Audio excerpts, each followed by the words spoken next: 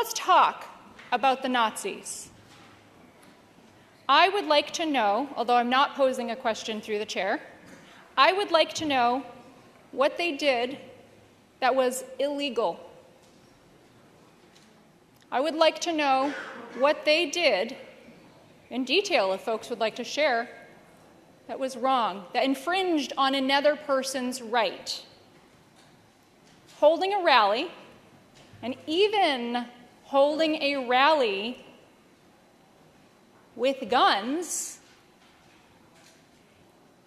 is not illegal. I must be missing something behind this argument that Nazis didn't do anything to infringe on anyone else's rights from this legislator in Maine who was standing up for local Nazis in their unauthorized military training.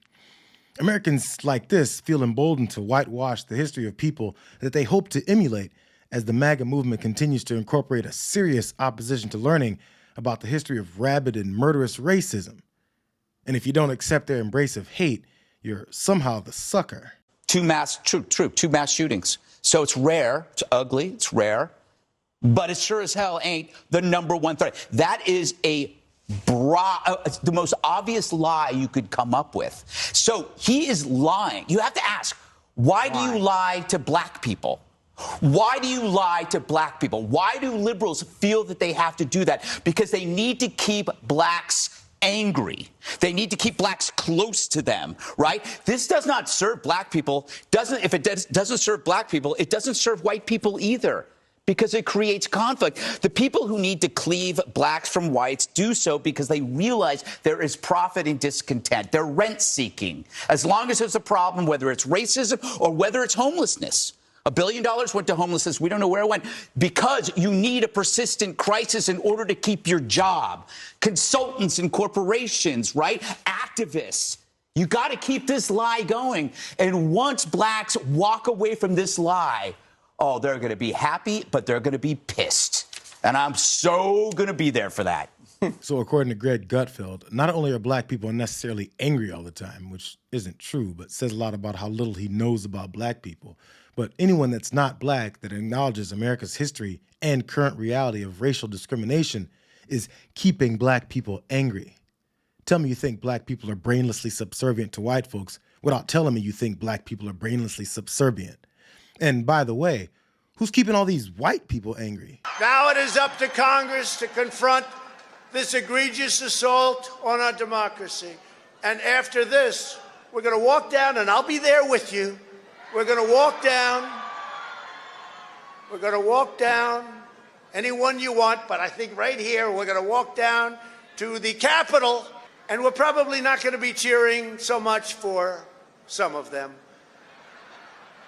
because you'll never take back our country with weakness. You have to show strength, and you have to be strong. Multiple capital injuries. Multiple capital injuries.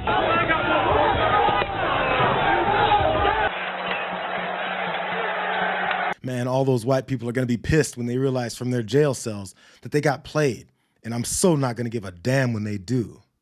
These assists from conservative media keep rolling in, trying to muddy the waters of what Trump is obviously putting into place for an aggrieved white American that simply can't catch a break. New reporting from Axios says that Miller has a new mission should Mr. Trump win re-election.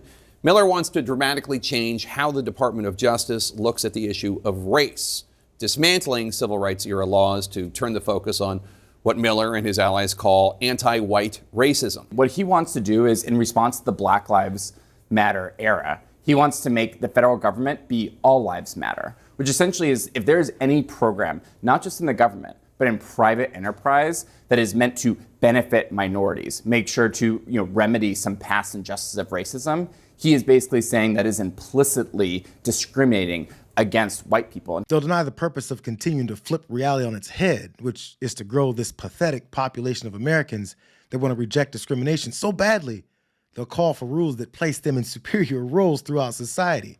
Because That's never happened before here. Founding fathers restricted voting rights for vast majorities of people, including women. The women didn't receive the right to vote until the 19th Amendment. And then we fixed that.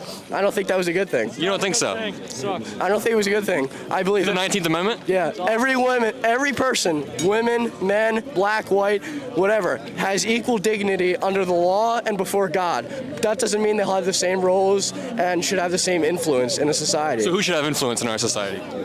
Christian leaders. White Christian men. Interesting. White Christian men. These people who are coming here are not assimilating to our traditional American Anglo culture, and they are frankly ruining it. They're poisoning the blood of the country. I'm quoting Donald Trump. You can't base your entire political life on cultivating and inspiring vicious racism and white supremacy and deny it when your followers are this eager to retell this bigoted gospel that their leader taught them to publicly fight for.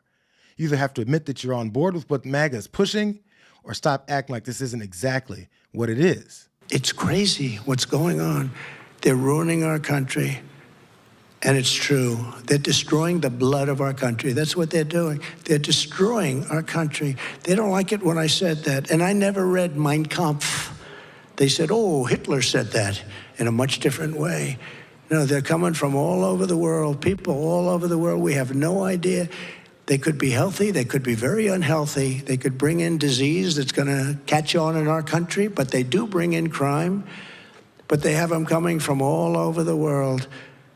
And they're destroying the blood of our country. They're destroying the fabric of our country.